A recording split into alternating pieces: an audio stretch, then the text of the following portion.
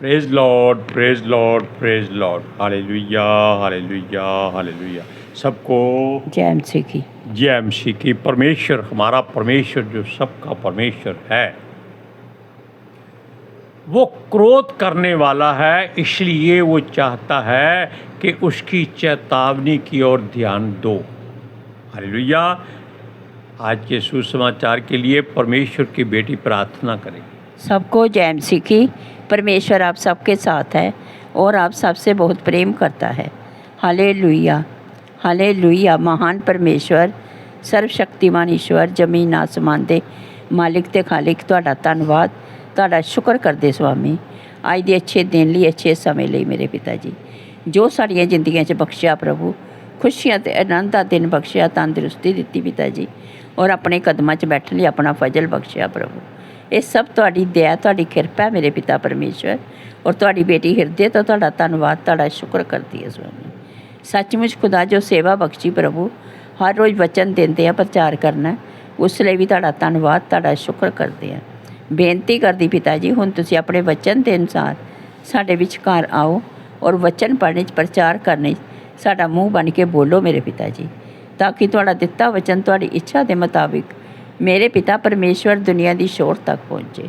ਤੁਹਾਡਾ ਧੰਨਵਾਦ, ਤੁਹਾਡਾ ਸ਼ੁਕਰ ਕਰਦੇ ਹਾਂ ਪ੍ਰਾਰਥਨਾ ਸੁਣਨ ਲਈ। प्रार्थना प्रभु जीसस के समर्थित पवित्र नाम च मांगते हैं, आमीन, आमीन। Praise Lord. सुनिए, बात चेतावनी भी की है और समझ की भी है। बस ये समझ लीजिए कि जैसे एक संसारिक पिता अपने बच्चों पर क्रोध करता है, अगर वो गलती करते हैं तो हमारा आत्मिक पिता क्यों ना क्रोध करेगा। वो जानता है कि मनुष्य गलतियां करता करता करता हटता नहीं, ना थकता है ना उकताता है, और ये गलती करके इसको खुशी मिलती है। इसी बात पर परमेश्वर चाहता है कि इनको थोड़ा सा हिलाया जाए। जैसे आप रसोई में, किचन में, जहाँ भोजनालय में अगर आपको बर्तनों के खटकने की या आपस में टकराने की आवाज़ ना आए तो समझिए कि रसोई बंद है और उसमें कोई नहीं है। इसी तरह जब हम पिता परमेश्वर के सामने बैठ जाते हैं या उसको अपने आप को उसके हाथों में दे देते हैं, तो ऐसा लगता है कि एक परिवार बैठा हुआ है, पिता के पास उसके बच्चे बैठे हुए हैं, लेकिन उनमें से कोई ना कोई ऐसा ज़रूर होता है जो या तो किसी को छेड़खानी करता है, या फिर लड़ाई झगड़ा करता है, या फिर वहाँ से भागने की कोशिश करता है। ऐसी बातें हर परिवार में होती ही है। और हमारा परमेश्वर बहुत दयालु है और वो हमेशा प्रेम चाहता है। सुनिए, वो कहता है कि उसकी चेतावनी की ओर कान लगाओ। किसको? इज़राइलियों को। इज़राइली कौन? आपके पुरखा, हमारे पुरखा, क्योंकि अब हम बपतिस्मा लेकर मरकर दोबारा जी उठे हैं और हम अपने आप को यीशु के नज़दीकी रिश्तेदार या उस वंश के कह सकते हैं। Hallelujah, hallelujah. सुनिए, वो कहता है कान लगाओ और मन फिराओ और उसके करीब आओ। क्यों? क्योंकि वो चाहता है कि आपको कुछ अच्छी बात सिखाई जाए। क्योंकि आपने वचन पढ़ा है कि जो कल्पनाएं यहोवा हमारे लिए करता है वो हमारे लाभ के लिए हैं, हमारी हानि के लिए नहीं है। अब देखिए, वो इस बार सख्त चेतावनी देता है कि संभल जाओ।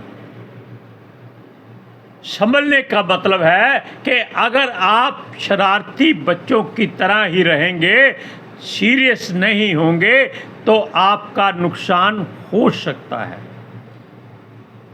मान लीजिए आप परिवार में भोजन करने बैठे हैं और एक सदस्य जिसको भोजन पसंद नहीं आता वो उठ कर के चला जाता है, बाकी चुपचाप परमेश्वर का धन्यवाद करते हैं, भोजन ख़त्म कर देते हैं। जब वो वापस आता है तो उसको खाली बर्तन मिलते हैं। ऐसी बात वो कहता है आपके साथ ना हो जाए। हालेलुया। सुनिए, वो कहता है कि उसका क्रोध इसी कारण भड़क जाएगा अगर आपने उसकी बातों पर ध्यान नहीं दिया। हर चरवाहा, हर प्रचारक बहुत ही गंभीरता से इस बात की चेतावनी दे रहा है कि परमेश्वर का बेटा आ रहा है, संभल जाओ। यही बात इस वचन में है कि संभल जाओ, तैयार हो जाओ। ये मत कहना कि यीशु आ चुका है और हम तैयारी करें, तब कोई फायदा नहीं। हालेलुया। सुनिए, क्योंकि हमारे पुरखा जब मिस्र से आज़ाद होकर परमेश्वर के हुक्म पर वहाँ जा रहे थे जहाँ शहद और दूध की नदियाँ बहती, कनान की ओर, जो उत्तम देश थे, उत्तम भूमि थी और अच्छी फसलें होती थी, लेकिन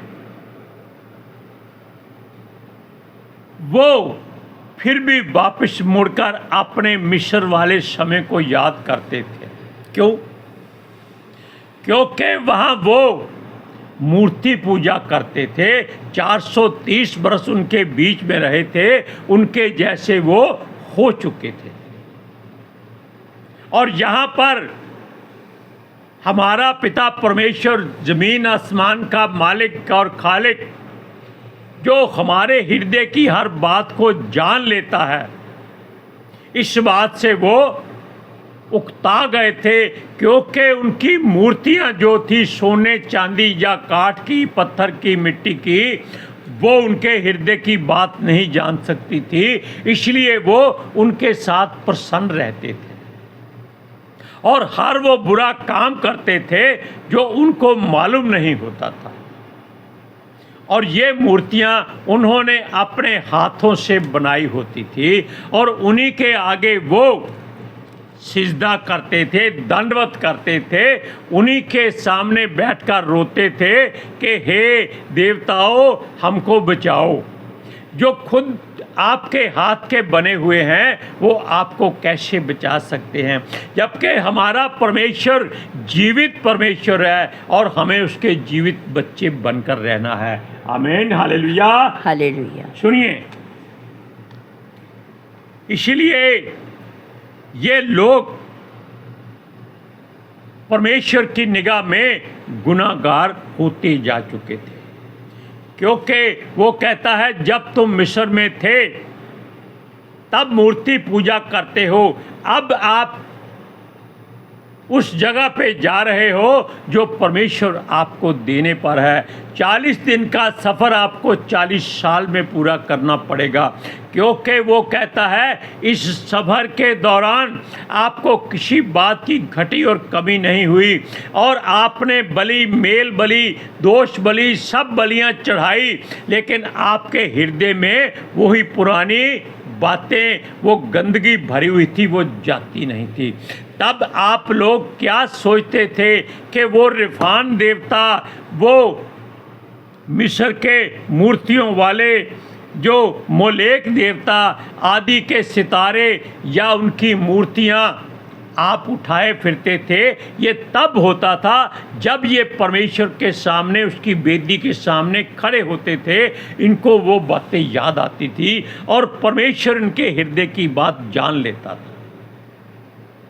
वो कहता है 40 साल तुमने क्या किया, तुम्हारा ध्यान परमेश्वर की ओर था ही नहीं, केवल अपनी मूर्तों को ही याद करते रहते थे। हालेलुया। सुनिए, और यहोवा के सामने खड़े रहकर इनका मन डरा और घबराया रहता था, क्योंकि वो जानते थे मूर्तियों के आगे गलती हो जाए कुछ नहीं होता था, लेकिन यहाँ अगर एक भी मिस्टेक हो गई, गलती हो गई, तो जान से हाथ धोना पड़ेगा। Hallelujah, hallelujah. Praise Lord. Praise the इसलिए इनको बहुत चौकन्ना रहना पड़ता था, बड़ा सावधान रहना पड़ता था कि भाई अगर गलती हो गई तो समझ लो कि मारे जाएंगे। अब आप जान लीजिए कि यहोवा परमेश्वर जो जीवित परमेश्वर है, जलन रखने वाला, क्रोध करने वाला है, फिर भी वो प्रेम करता है और आपकी बात जानकर आपको कष्ट नहीं देता, दुख नहीं देता। फिर भी अगर आप अपनी पुरानी बातों में उलझे रहेंगे तो उसको क्रोध आना ही आना है। Praise Lord, praise the Lord. यहोवा परमेश्वर जो जीवित खुदा है, जीवित परवरदिगार है, जीवित अकाल पुरख है और जीवित सर्वशक्तिमान परमेश्वर है, उसके आगे हमेशा अपनी उस समय की बात को याद करो जिस काम के लिए उसने आपको अपने सामने आने की इजाज़त दी है। एक वचन है, हमने अपने घर में लिखा हुआ है, मेरे दिन तेरे हाथ में। लेकिन अगर हम इसको भूल जाएंगे, भाई रात भी तो होती है, इसका मतलब क्या है? हमारा विश्वास अपने परमेश्वर पर नहीं है।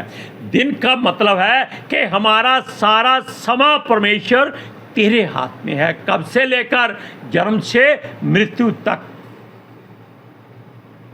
सुनिए, क्योंकि हमारा परमेश्वर अगर गलतियों को बर्दाश्त करते करते उकता जाता है कि ये ढीठ हैं, नहीं हटते, तो वो सजा देता है।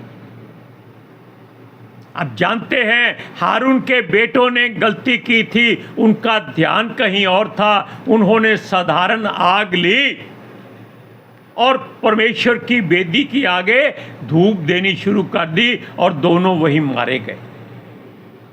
क्यों? क्योंकि उन्होंने परमेश्वर की उत्तमता को पहचाना नहीं था, जाना नहीं था, माना नहीं था। Praise Lord, praise the Lord. इसलिए ये लोग जो अपने मनों में देवताओं की मूर्तियां ही लिए फिरते थे, इनसे परमेश्वर क्रोधित होने वाला है। का मतलब ये है कि वो कहता है कि तुम्हारा पाप, जो तुम्हारे पाप के जो सजा है, वो तुम्हारे बेटे पोते और पोतियों तक को दूंगा। और आप समझ लीजिए कि उनके वंश में अगर हैं तो सावधान हो जाइए, अपना मन परमेश्वर की ओर लगा लीजिए। सुनिए, और वो परमेश्वर उनको समझाता है कि जो मूर्तियां तुम लोगों ने खुद ही बनाई थी, तुम उन्हीं के आगे दंडवत करके, उन्हीं के आगे मिन्नतें फरियादें करते रहे थे। अब उस बात से हट जाओ। उनको मेल बलियां, होम बलियां चढ़ाते थे और खुद उनके साथ बैठकर खाते थे। तब आप नहीं देखते थे कि जो बलिदान दे रहे हैं वो अच्छा भी है या नहीं है, वो कहीं भ्रष्ट तो नहीं, कहीं अंधा काना पशु तो नहीं। लेकिन परमेश्वर यहोवा की वेदी पर अगर बलिदान चढ़ाना है तो ध्यान रखना, वो निकम्मा पशु नहीं होना चाहिए, वो वर्जा हुआ पशु नहीं होना चाहिए, वो सबसे उत्तम बलिदान होना चाहिए। सुनिए, कैसे? जैसे हाबिल और कैन को परमेश्वर की याद आई और उन्होंने अपने अपने जो उनके पास था फसल या भेड़ बकरियां, उनमें से वो भेंट लेकर गए। एक ने फसल की भेंट ली, दूसरे ने भेड़ों की, मेमनों की भेंट ली। हाबिल की भेंट परमेश्वर को पसंद आई क्योंकि उसने अपनी भेंट जो थी उत्तमताई से परमेश्वर को दी थी। लेकिन कैन ने क्या किया? उसने कहा कोई बात नहीं, परमेश्वर हमारा परमेश्वर है, जो हाथ आता है इसको भेंट चढ़ा दो। इसी वजह से कैन की भेंट स्वीकार नहीं हुई और हाबिल की हो गई। लेकिन अच्छाई को बुराई दबाने की कोशिश करती है। सुनिए, वो कहता है कि गलती नहीं करनी, क्योंकि अगर आप गलती करते हैं तो उन राजाओं की बात सोच लो जो चाहे आपके बाद में आए हैं, क्योंकि वो हमको देखना है। कईयों को कोढ़ हो गया, कईयों के हाथ सूख गए, कई वहीं मारे गए और कईयों का हाल बुरा हो गया, उनके कुनबे तक जला दिए गए या धरती में गाड़ दिए गए। ऐसी बातों को अगर हम सोचेंगे तो हमें परमेश्वर के साथ एकदम सच्चाई से चलना है। Hallelujah, praise Lord, praise the Lord. क्योंकि हम अपनी भेंट परमेश्वर को अशुद्ध नहीं दे सकते। मूर्ति क्या है? मूर्ति आपके अपने हाथ की बनी हुई है, इस पर आप कैसी भी भेंट चढ़ा दो उसको कोई असर नहीं, क्योंकि वो आपकी मर्जी के बिना हिल नहीं सकती। ना वो सुन सकती है, ना बोल सकती है, ना देख सकती है, ना ही वो कहीं हिलजुल सकती है, इसलिए उससे डरने की कोई ज़रूरत नहीं। लोग तो मूर्ति की जगह एक पत्थर रख देते हैं। क्या करोगे?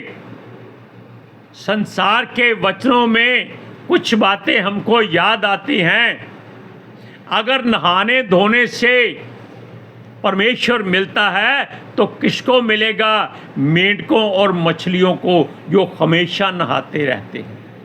अगर जंगलों में भटकने से, आराधना स्तुति हजारों साल करने से परमेश्वर मिलता है तो किसको मिलेगा? जो जंगली जानवर रहते हैं, जो हमेशा जंगलों में घूमते हैं, उनको परमेश्वर मिलना चाहिए। इसलिए इन बातों को ध्यान रखिए कि अगर आप मूर्ति पूजा करते हैं तो उससे डरने की कोई बात नहीं है, लेकिन वो किसी काम की नहीं है। आप जीवते परमेश्वर को बलिदान चढ़ा दीजिए, आप उसके द्वारा आशीषित होंगे। सुनिए, क्योंकि वो चाहता है कि शुद्ध मन से अगर आप भेंट चढ़ाते हैं तो हर दुख सुख में आपका परमेश्वर आपका सहाय होगा। वो कहता है इन बातों में के सोचने के उपरांत यहोवा की बनाई हुई जो वेदी है उसकी ओर देखते रहो। इजराइलियों से मुंह मोड़ना परमेश्वर का ध्यान हो गया है, मतलब कि वो इनकी बुराइयों के कारण अपना मुंह इनसे मोड़ना चाहता है। अगर ऐसा हो गया तो आप सोच लीजिए कि आप क्या करेंगे, क्योंकि जिसने आपको जीवन दिया है अगर उसने मुंह फेर लिया तो आप ना मुर्दों में रहेंगे ना जीवितों में रहेंगे। आप क्या हो जाएंगे? पत्थर की तरह हो जाएंगे, जिसको कोई भी ठोकर मारकर इधर उधर घुमाता रहेगा।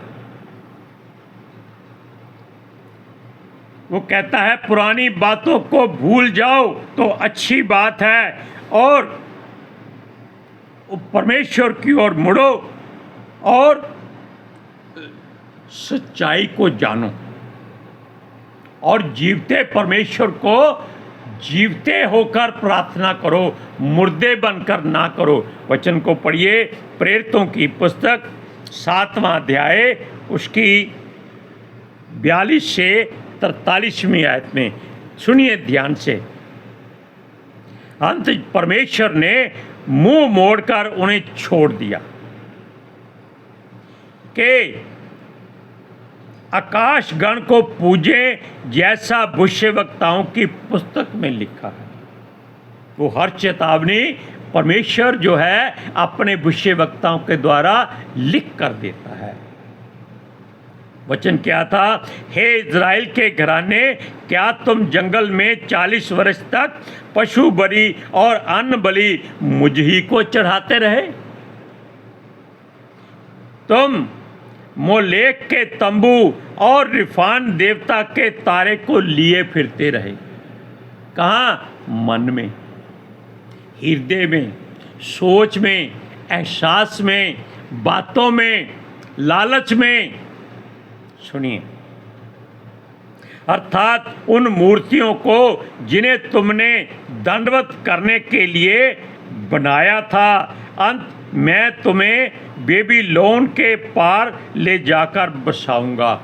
यानी कि वो उनको जहां वादा किया था कनान देश का, वो कहता है मैं उनको वहां नहीं ले जाऊंगा।